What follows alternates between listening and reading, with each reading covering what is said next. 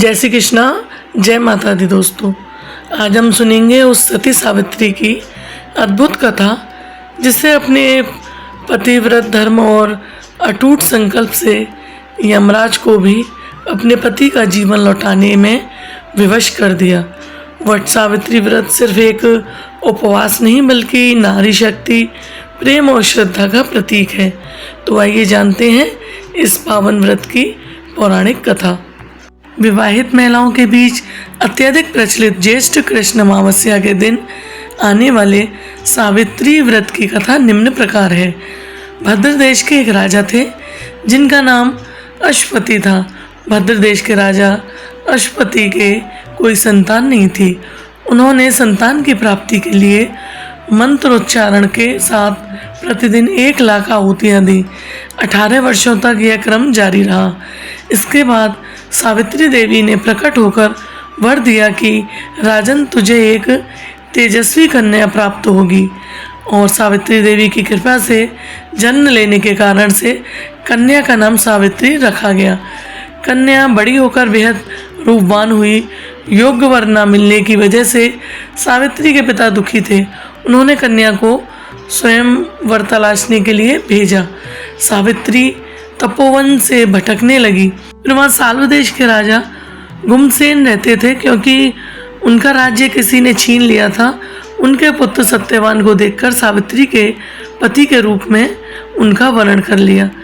ऋषिराज नारद को जब यह बात पता चली तो वह राजा अश्वपति के पास पहुँचे और कहा कि हे राजन, यह क्या कर रहे हैं आप? सत्यवान गुणवान है, धर्मात्मा है और बलवान भी है, पर उसकी आयु बहुत छोटी है। वह अल्पायु है।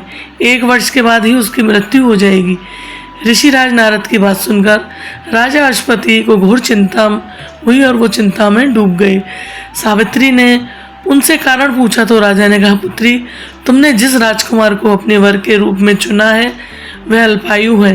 तुम्हें किसी और को अपना जीवन साथी बनाना चाहिए। इस पर सावित्री ने कहा कि पिताजी, आर्य कन्याएं अपने पति का एक बार ही वरण करती हैं। राजा एक बार ही आज्ञा देता है और पंडित एक बार ही प्रतिज्ञा करते हैं और कन्यादान भी एक बार ही किया जाता है।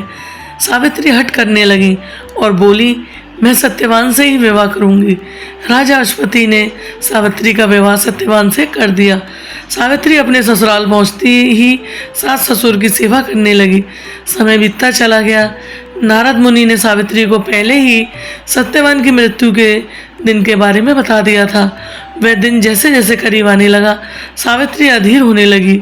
उन्होंने 3 दिन पहले से ही उपवास शुरू कर दिया।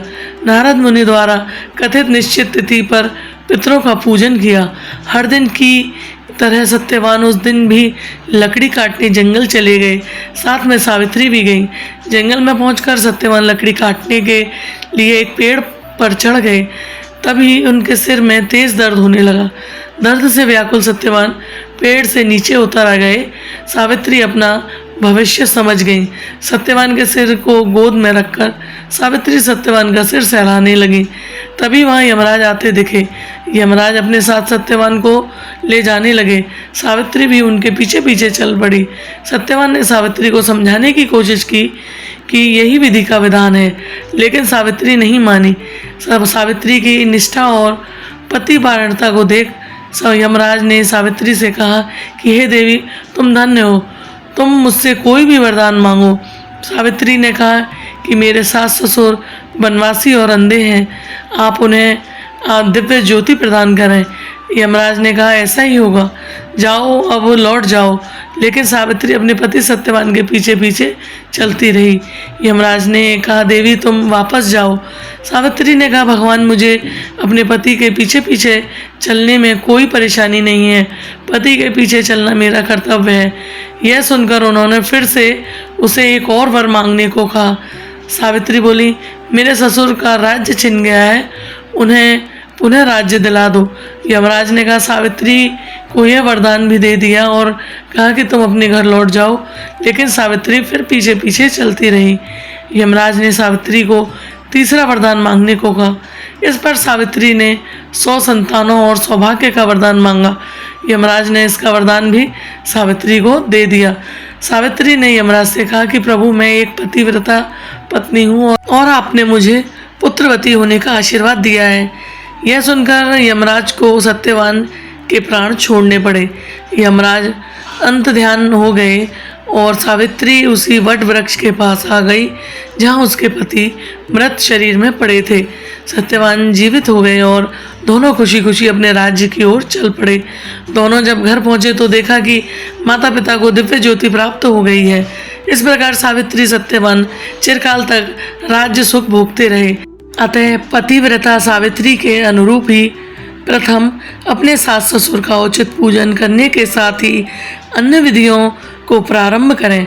वट सावित्री व्रत करने और इस कथा को सुनने से उपवासक के वैवाहिक जीवन या जीवन साथी की आयु पर किसी प्रकार का कोई संकट आया भी हो तो वो भी टल जाता है। तो मित्रों, ये थी वट सावित्री व्रत की पावन कथा, जो हमें सिखाती है कि सच्ची श्रद्धा, संकल्प और प्रेम से असंभव को भी संभव बनाया जा सकता है।